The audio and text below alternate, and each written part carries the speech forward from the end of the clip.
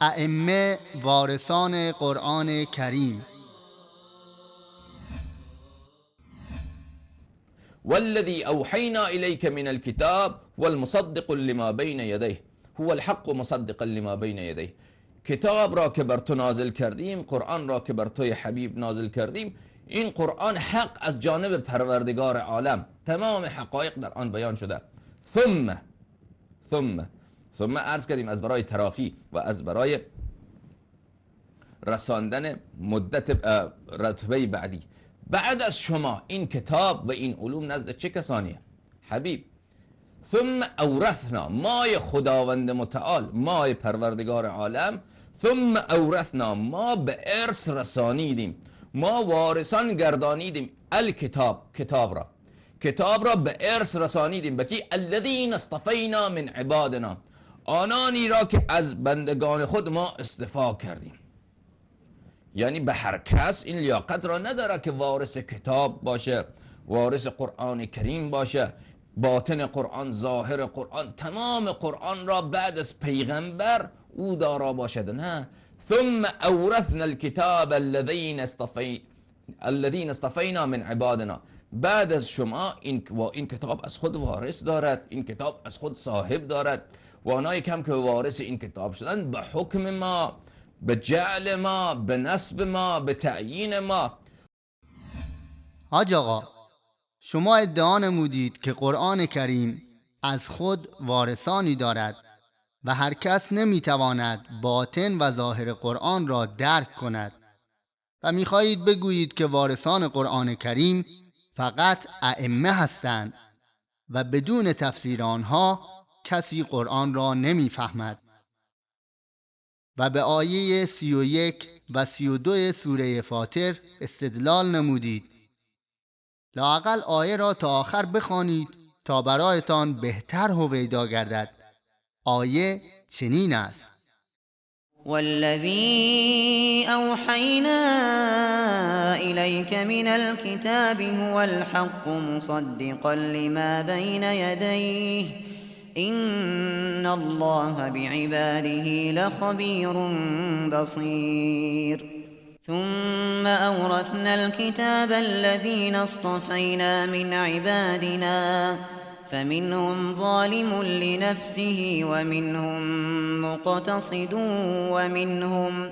ومنهم سابق بالخيرات بإذن الله ذلك هو الفضل الكبير. آنچه از قرآن به تو وحی کرده ایم حق و تصدیق کننده کتاب‌های پیشین است. بیگمان الله به بندگانش آگاه و بیناست. سپس آن دسته از بندگانمان را که برگزیدیم وارث کتاب گردانیدیم. برخی از آنان در حق خیش ستمگرند و برخی میان رو هستند و برخی نیز به حکم الله در انجام نیکیها پیشتازند. این همان فضل بزرگ است. پس بفرمایید بگویید که آن برخی از ائمه که در حق خیش ستمگر بودند کدامشان بودند؟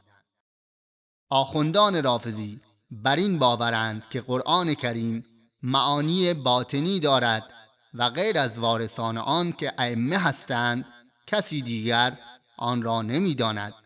حال اینکه کفار و مشرکین عرب معنای قرآن را درک کردند و با شنیدن آیات متأثر شدند و با تدبر به آن به اسلام روی آوردند و از خرافات و عقاید پدرانشان دست برداشتند و تحت فرامین آن با هم متحد شدند و امپراتوری های فارس و روم را در هم کوبیدند و هیچ یکی از آنها نگفتند که ما معانی این قرآن را درک نمی کنیم، تا اینکه آخوندان رافضی آمدند و برای دور کردن مردم از قرآن گفتند معانی و مفاهیم قرآن را غیر از وارثان آن کسی دیگر نمیتواند درک کند.